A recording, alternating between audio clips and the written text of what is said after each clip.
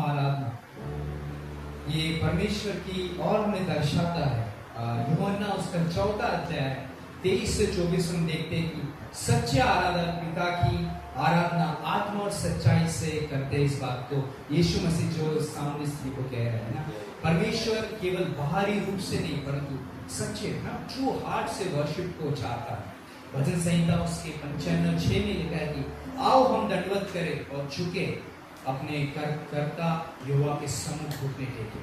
ये गीत का संदेश इतना एक बहुत ही सामर्थ्यशाली रूप से हमें दिखाता है कि परमेश्वर आराधना की योग्य है। Only god is worthy of praise and worship. आराधना केवल गीत नहीं, जीवन की अवस्था है। Worship is not just songs, it is the status of our life. हमारा जो लाइफ है वो रिफ्लेक्ट करना चाहिए कि हम जो गीत गा रहे हैं हमें पवित्र और प्रेमी परमेश्वर के सामने नम्र होकर आना चाहिए। विथ हम्बलनेस एंड ग्रेटिट्यूड हमें परमेश्वर के सामने आना। जब हम इस गीत को गाएंगे, जब हम कहेंगे कि परमेश्वर हमारे सामने आते हैं, तो फर्स्ट हमारा जो रिस्पॉन्स है वो हमें समझना है कि वो हमारा क्रिएटर है, हम उसकी क्रिएशन है, वो सृष्टि करता है, वो उद्धार करता है, इज अ सेवियर और हमारा प्रेमी पिता है, इज अ लविंग फादर। अपने हृदय को शांत करते हुए हम इस समय सच्चे हृदय से इस गीत को बहुत आनंद के साथ गाएंगे। आराधना और आराधना, खुदावंद यीशु की आराधना। Thank you Jesus.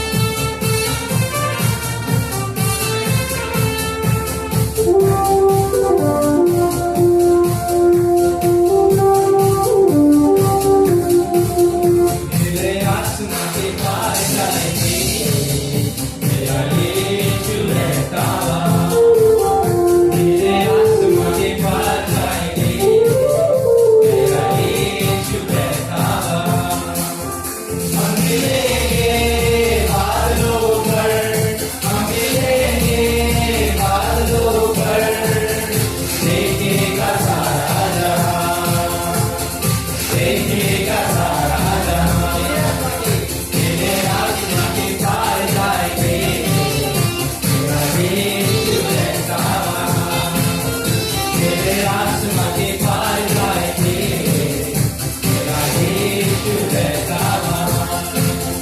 उसका कोई भी वादा न होगा अधूरा हर एक वादा उसका होता है पूरा उसका कोई भी वादा उसका कोई भी वादा न होगा अधूरा हर एक वादा उसका होता है पूरा उसका कोई भी वादा उसके आने का वादा भी होगा पूरा देखेगा सारा जहां